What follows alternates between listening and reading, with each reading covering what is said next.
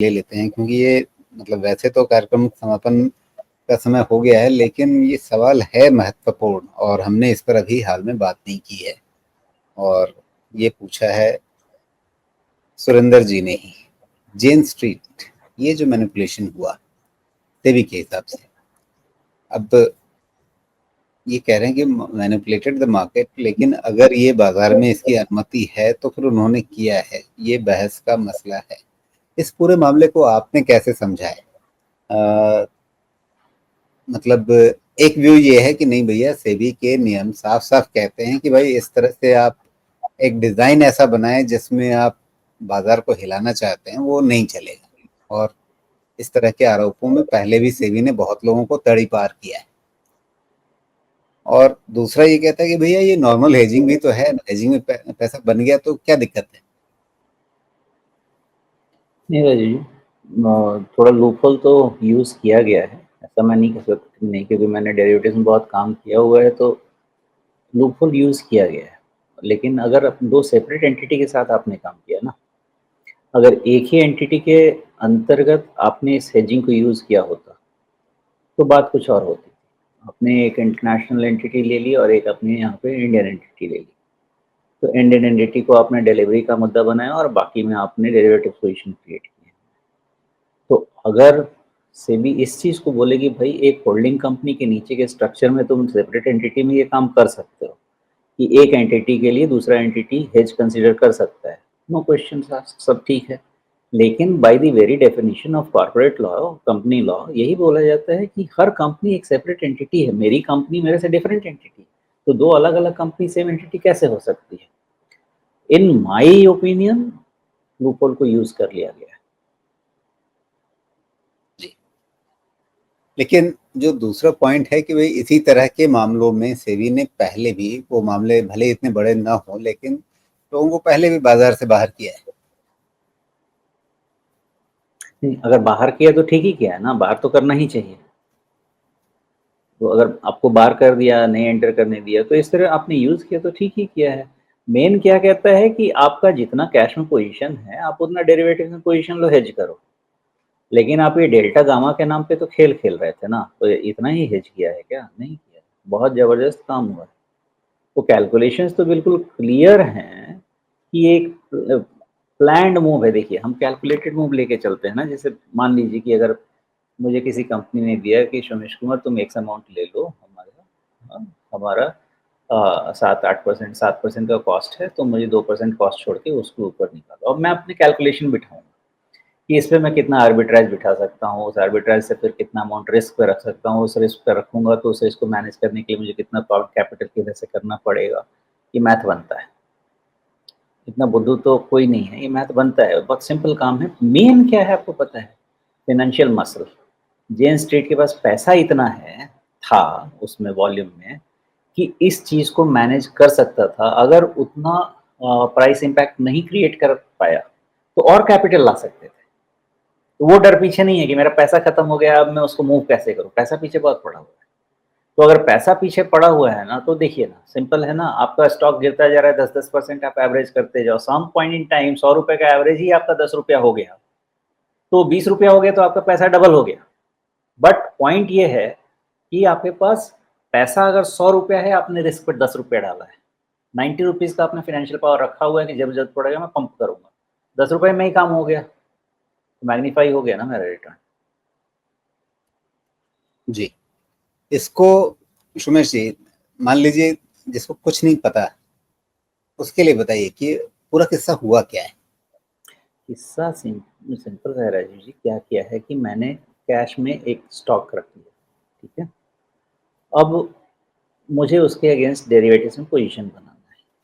Derivatives में position कैसे बना सकता हूँ मैं?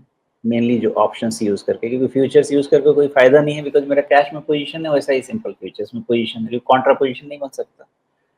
तो मैं क्या करूँगा, दो तरफ मैं मूवमेंट कर सकता हूँ। मेरे पास कैश में पोजीशन है, तो मैं इम्पैक्ट क्या कर सकता हूँ, मैं अपने कैश के पोजीशन को लिक्विडेट करके उसके प्राइस को गिरा सकता हूँ। क्लियर है? अगर मैं ऐसा कर सकता हूँ तो मुझे डेरिवेटिव्स में कैसे पोजीशन बनाने हैं? बेरिश पोजीशन बनाने हैं। अगर बेरिश पोजीशन बनाने हैं तो मुझे क्या करना है? मुझे कॉल सेल करना है और पुट खरीदना है। यही काम करना है ना। पहले क्या किया मैंने कि भैया मेरे पास ऑलरेडी मान लीजिए कि 300 करोड़ का माल पड़ा हुआ है।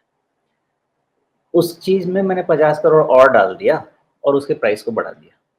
अब आज की तारीख में है क्या, एल्गोरिदम चल रहे हैं, सॉफ्टवेयर चल रहे हैं, लोग टेक्निकल देख रहे हैं, ये रेजिस्टेंस निकल गया, इसके बाद और एल्गो चलेगा और ऊपर लेके जाओ। तो पहला थोड़ा-सा आपने पुश दे दिया, उससे आपने उसका एक टेक्निकल सेटअप बना दिया कि अब यहाँ से बुलिश हो गया, भले ही इंट्राडे कोई दिक्कत नहीं। वो जो बुलिश हुआ, उसके बाद नेक्स्ट लेग बाज़ार ने उसको ऊपर खींचा। आपको पता है ये तो आर्टिफिशियली पुश डिमांड है, इसमें कोई फंडामेंटली पुश डिमांड नहीं है। तो आपने क्या किया, एक आपने सीलिंग तय कर लिया। वो सीलिंग जैसे ही पहुँचा, उस सीलिंग के बियॉन्ड आप चले गए, जितना दूर जा सकते थे उतना ओटीएम कॉल आपने सेल कर दिया। तो आपने अपना रिस्क को लिमिट कर दिया क्योंकि आपने प्राइस को इतना पुश कर दिया है कि उसके ऊपर में सीधे छत आ गई है, जा ही नहीं सकता, ये कर दिया। अब इसका आप दूसरा बेनिफिट लेने निकले। दूसरा बेनिफिट क्या किया लेने की, आपका प्लान क्या है? अब तो आप प्राइस को क्रैश कराना है, इसका मतलब आप कैश में लिक्विडेट करोगे। कैश में लिक्विडेट करोगे तो प्राइस तो क्रैश होगा ही, तो साथ में क्यों ना किया जाए कि एक हम ऐसा पुट भी ले लें जो हाई डेल्टा पुट हो, हाई डेल्टा नहीं भी हो, तो थोड़ा out of the money put ले लिया जाए कि अगर प्राइस मान लेते हैं कि हम 5% प्राइस अगर गिरा देते हैं, एग्ज़ाम्पल 5%, तो 5% नीचे का पुट ले लो, कि जैसे ही 5% प्राइस नीचे गिरेगा, वो out of the money put था, उसका डेल्टा बहुत तेज़ी से बढ़ेगा, तो आपका वहाँ पे गेन बहुत ज़्यादा होगा। तो आपने उधर कॉल बेचा, बेयरिश पोज़ीशन हो गया। साथ में आपने एक लेवल निकाला थोड़ा-सा, उसका जाके पुट ऑप्शन खरीद लिया। अब आपका पूरा सेटअप बन चुका है। अब आपका नेक्स्ट काम क्या है? अब स्टॉक बेचो। स्टॉक बेचोगे तो जो आपने पहले प्राइस पुश किया था, जिससे आपको टेक्निकल बुलिश सिग्नल मिला था, जिससे आपके एल्गोज़, मार्केट प्लेयर सब बुलिश हो गए थे, अब आप उल्टा घड़ी चलाने वाले हो, अब आप बेचने वाले हो। अब आप वही बेच के इंट्राडे या वन डे जो भी सेटअप है, मैंने पूरा डिटेल नहीं पढ़ा, उसको आपने बेरिश कर दिया, आपके इंडिकेटर जैसे ही आपने बेरिश किया, आपने तो एक लेवल से इतना बेरिश कर दिया, अब इसके नीचे लाने के लिए मार्केट प्लेयर्स आ गए, क्योंकि आपने सिग्नल को बेरिश कर दिया। अब जो नीचे आए, तो मार्केट उसको नीचे लेके जा रहा है, लेकिन ये भी आर्टिफिशियली क्रिएटेड सप्लाई है ना, तो सम पॉइंट टाइम ये रुकेगी। लेकिन जब तक ये सप्लाई रुकेगी, तब तक आपका कॉल ऑप्शन वर्थलेस एक्सपायर हो जाएगा और पुट ऑप्शन आपका प्रॉफिटेबल हो गया। तो मान लेते हैं कि आपने नंबर मैं भूल गया, 300, 400 करोड़, 700 करोड़ कैसे-कैसे था। तो मान लीजिए आपने स्टॉक में आपने 100 करोड़ लॉस किया। उसके अगेंस्ट में आपने कॉल ऑप्शन बेच के और पुट ऑप्शन को बेच के 6 टाइम ज़्यादा प्रॉफिट कमा लिया। तो भी आपका नेट-नेट प्रॉफिट बन गया। यही पूरा का पूरा सीन क्रिएट किया। जी, ओके। और सामान्य रूप से जब लोग हेजिंग करते हैं, उससे ये मामला अलग क्यों है? अगर इसको थोड़ा-सा मतलब टेक्नो लीगल तरीके से समझा जाए कि भई हम इसे सामान्य हेजिंग नहीं मान सकते, ये मैनिपुलेशन की तरफ ही जा रहा है। ये कहने के लिए सेबी के पास बड़ा आर्गुमेंट क्या है? इसमें 2 एंटिटी यूज़ की गई है, एक इंडियन एंटिटी और दूसरी शायद सिंगापुर वाली। तो एंटिटी अलग-अलग है ना, पोज़ीशन दोनों अलग-अलग जगह है। तो इसलिए ये एक से अगर मान लीजिए कि मेरा अपना अकाउंट, एक अकाउंट है या इंडिया के अंदर का ही 2 अकाउंट है। तो एक अकाउंट के अंदर मतलब कंट्री के अंदर मेरा मान लीजिए कि एचडीएफसी में भी अकाउंट है, कोटक में भी अकाउंट है, सब में है। तो वो मिला-जुला के ये है कि एक पोज़ीशन है। लेकिन मेरा एक इंडियन ब्रोकर के पास अकाउंट है, एक मान लीजिए कि मेरा डी शॉप के पास उधर में अकाउंट है, जो जिसके पास तो बाहर में किसी के पास क्या नाम है, कोई भी नाम ले लीजिए, मैं भूल गया। तो आपका 2 अलग-अलग है, तो एक एंटिटी आपकी इंडियन हो गई और दूसरी एंटिटी आपकी फॉरेन होगी। तो एंटिटी सेम नहीं है ना, जब एंटिटी सेम नहीं है तो आप पोज़ीशन सेम कैसे कर सकते हैं? तो अगर मान लीजिए एक ही एंटिटी के अंदर ये सारा खेल उन्होंने रचा होता, तो वो वैलिड होता, वो कानूनी होता?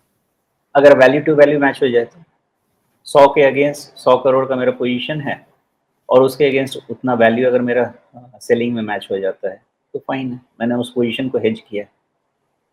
हमको हेज करना है ना, तो हेज करने के लिए हमारा अंडरलाइन में पोज़ीशन होना चाहिए और उसको रिस्क के मैनेज करने के लिए उसके अगेंस्ट में जी। फ्यूचर से ऑप्शन में पोज़ीशन ले सकता हूँ। और दूसरी स्थिति कि जो आप कह रहे हैं कि अगर होल्डिंग कंपनी और सब्सिडियरी इनको अलग-अलग एंटिटी मान करके हेजिंग वाला आर्गुमेंट ना लेकर के मैनिपुलेशन की तरफ इसको देखा जाएगा। तो अगर मान लीजिए कि ये दो अलग अलग बिल्कुल सेपरेट कंपनियां होती, होल्डिंग और सब्सिडियरी नहीं होती, मान लीजिए एक प्लेयर ए है एक प्लेयर बी है, दोनों ने आपस में तालमेल बिठाया और यही खेल किया कि एक बार तुम फायदा कमाओ अगली बार हम फायदा कमाएंगे, और दोनों अपना रोल रिवर्सल करते रहे। अगर इस तरीके से खेल करते तो सेबी के पास क्या तरीका है इसको पकड़ने के लिए? देखिए, ऐसा है कि दो सेपरेट एंटिटी के बीच अगर ये गेम हो रहा है तो इलीगल तो है ही ना, क्योंकि दोनों एंटिटी अलग अलग हैं। एक एंटिटी के अंदर अगर ये होता है तब आप मान सकते हैं कि मेरा बुक है। अब फॉर एग्जांपल मान लीजिए कि एक कंपनी मेरी है, एक कंपनी आपकी है, और ये दोनों एक ग्रुप के नीचे आते हैं, जेन स्ट्रीट ग्रुप के नीचे। लेकिन जेन के नीचे तो पचासों कंपनीज हो सकती हैं, लेकिन by the very definition each company is a separate entity, उसका अपना काम है। तो ऐसा थोड़ी है कि यहाँ पे एक ब्रोकर दूसरे के लिए कैप्टिव हो जाएगा, नहीं, लेकिन ऐसा मैं नहीं इस है। आर्गुमेंट पे भी बहुत कन्विंस नहीं हो पा रहा हूँ कि एक ही एंटिटी के अंदर अगर ये एकदम उल्टे पोजीशन बना करके इस तरह से प्रॉफिटियरिंग की जाती, और उसमें सिर्फ प्रॉफिटियरिंग नहीं, मतलब एक होता है कि आप एक अंदाजा लगाते हैं बाजार कैसा चलेगा और उसके हिसाब से आप पोजीशंस बनाते हैं, उसमें आपको फायदा हो गया, और एक होता है आप ऐसा डिजाइन करते हैं, आपको पता है कि बाजार को मैं अपने हिसाब से खींच के ले जाऊंगा और फिर जब मैं चाहूंगा उस पॉइंट पे ले जाकर के पटक दूंगा। तो ये हाँ, आपका एक मैनिपुलेशन है। अगर एक ही एंटिटी के अंदर है तो वो और ज्यादा ऑब्वियस हो जाता है, और शायद इसीलिए इन्होंने दो अलग एंटिटीज के अंदर करने की कोशिश की कि शायद इससे हम बच जाएं, लेकिन सेबी ने वहां भी इनको पकड़ा है फिर। नहीं, एक एंटिटी के अंदर नहीं कर पाएंगे ना रजत जी, क्योंकि वैल्यू टू वैल्यू आपको मैच करना है। आपके पास हेजिंग के लिए ऐसा थोड़ी है कि एक हेजिंग का रेशियो उस रेशियो में करना है, लेकिन आपके पास अगर इसको मैनिपुलेट करना है तो other side of the capital unlimited होना चाहिए, क्योंकि आपको नहीं पता कि प्राइस गिराने के लिए कितना कैपिटल लगेगा, प्राइस बढ़ाने के लिए कितना कैपिटल, दोनों काम करना है। पहले आपको प्राइस बढ़ाना है, फिर आपको कॉन्ट्रा पोजीशन लेना है, फिर आपको प्राइस गिराना है। तो हमको नहीं पता कि दोनों तरफ कितना कैपिटल लगे। अगर सेम एंटिटी में है तो ये कैपिटल मैनेज करना मेरे हिसाब से तो मुश्किल है, लेकिन दो अलग अलग एंटिटी के कैपिटल हैं तो ये आसान हो जाता जी। है मैनेज करना। अच्छा, एक बात होती है कि आपके घर में चोरी हो गई, खराब हुआ, लेकिन कुछ लोग कहते हैं कि नहीं, चोरी हुई खराब हुआ, इससे ज्यादा खराब ये हुआ कि चोर ने रास्ता देख लिया, चोर ने घर देख लिया। तो एक लूपहोल की तरफ इस पूरे कांड ने सबको दिखा दिया है कि अच्छा ये क्या खेल है। अब आपके सामने या तो रेगुलेटर इस लूपहोल को बंद करेगा, एक ऐसा एग्जाम्पल सेट करेगा कि भाई उसके बाद किसी की ऐसी हिम्मत ना हो, या मतलब अब लोगों को एक तरीका मिल गया, उनको एक अंदाजा मिल गया कि अच्छा आपको अगर मार्केट को हिलाना है तो इतनी ताकत लेकर के आओ, अकेले या थोड़ा सा इधर उधर ग्रुप बना करके, और फिर आप अपना खेल करो। इन दी हाइंडसाइट ऐसे खेल नहीं होते हैं, ऐसा तो मैं नहीं मानता, क्योंकि आपको लिक्विडिटी जहाँ पे कम रहती है वहाँ पे ऐसे खेल किए जा सकते हैं। अगर आपके पास इतना लिक्विडिटी है कि आप कितना भी पैसा लगाते रहें, you will just be throwing good money after bad money.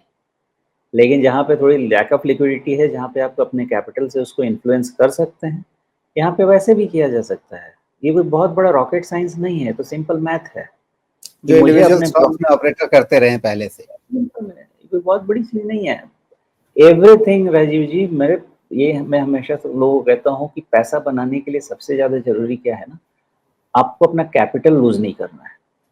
अगर आप इतना खाली मैनेज कर लो कि आप कैपिटल लूज़ नहीं करोगे, प्रॉफ़िट पे कोई भी गेम खेल दीजिए, आपका कॉन्फिडेंस बहुत रहेगा और पैसा बन जाएगा, क्योंकि दिमाग सही अच्छा। चलता है।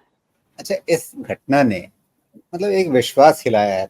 मतलब मैं भी कई बार कहता रहा कि भाई ठीक है, छोटे मोटे स्टॉक्स में ऑपरेटर्स अपना खेल कर लेते होंगे आज की तारीख में, लेकिन अब भारतीय बाजार का आकार इतना बड़ा हो गया है कि खास करके जो बड़े शेयर हैं, और इंडेक्स के लेवल पे तो बिल्कुल नहीं, कि आप इंडेक्स को हिला लें अपनी मर्जी से चला लें, ये पॉसिबल नहीं है।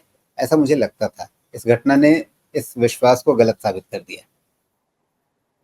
नहीं, मुझे नहीं लगता कि मुझे किसी तरह का डाउट था कि ऐसी चीज़ें नहीं होती हैं, ये हाइलाइट हो गई हैं। ये होती हैं, डिपेंड करता है कि आपके पास पैसा कितना है, जिसके पास जितना पैसा रहता है उसके हिसाब से काम करता है। अब मेरे पास मान लीजिए 100 करोड़ है, तो मैं वैसा स्टॉक ढूँढूँगा, जिसको मैं 100 करोड़ से इम्पैक्ट कर पाऊँ। अब मेरे पास पीछे 50,000 करोड़ है, तो बड़ी चीज़ों को भी मैं इम्पैक्ट कर सकता हूँ।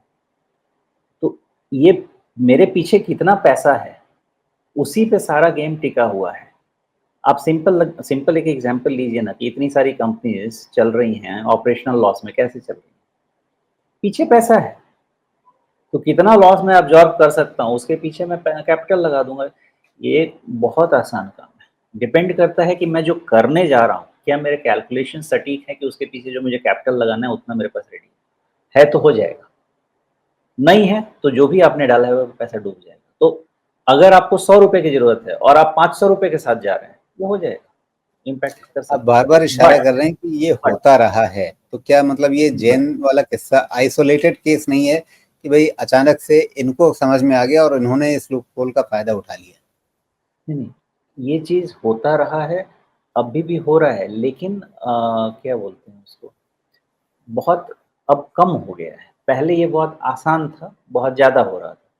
धीरे-धीरे इसको इतना रेगुलेट कर दिया गया है कि अब जिसके पास बहुत बड़ा फ़ाइनेंशियल मसल है, वही कर पाएगा। नहीं तो पहले आप एक बैठ जाइए उधर गुजरात में, एक बैठ जाइए उधर दिल्ली, हरियाणा में और एक छोटा-सा रूम ले लीजिए, करिए कौन देखने वाला है। लेकिन अब क्या है, ये चीज़ बहुत कंट्रोल्ड हो गई है क्योंकि हमारा जितना रेगुलेशंस है ना, जितना स्ट्रिंजेंट है, जितना हमारे रेगुलेटर्स अभी क्या बोलते हैं विजिलेंट, मुझे नहीं लगता कोई और है। और चूँकि भारत का जो डेरिवेटिव्स मार्केट है लार्जेस्ट है, इसलिए लोग अपॉर्च्युनिटी ढूँढने तो यहीं आएँगे ना। अगर अमेरिका में ये किस्सा हुआ होता तो एसीसी ने अभी तक पकड़ के जेल में डाल दिया होता। लेकिन वहाँ पे सेटलमेंट हो जाता है, आप इतिहास देखिए। डाल देते हैं, लेकिन बाद में एक आपको अमाउंट लेके सेटलमेंट करके खत्म हो जाता है। चलिए अब नज़र रहेगी सबकी बहुत दिलचस्पी से कि आखिरकार इसमें क्या निकलता है, क्योंकि सेबी का अंतरिम आदेश है, उसके बाद अंतिम आदेश आएगा, फाइनल ऑर्डर आएगा, उसके बाद फिर आगे सैट में मामला जाएगा, पक्का जाएगा, कोई शक नहीं है कि वहाँ जाएगा। और सैट का सेबी के साथ जो चलता है वो हमें पता ही है। तो मतलब ऐसा कुछ नियत वाला मामला नहीं है, लेकिन कई बार वहाँ पर सेबी मुकदमेबाजी में हार जाती है, ये भी हमें दिखता है। तो लेकिन एक आगे चीज़ है बहुत। ना रवि जी, जी। एक अच्छी चीज़ ये है कि कम से कम ये चीज़ हाइलाइट हुआ ना, तो एक चोर पकड़ा गया तो 99 डरेंगे तो ज़रूर। जी। तो ये फ़ायदा तो ज़रूर है और कुछ इससे बात आगे बढ़े, ना बढ़े, काफ़ी सारी चीज़ें अपने आप रुकेंगी।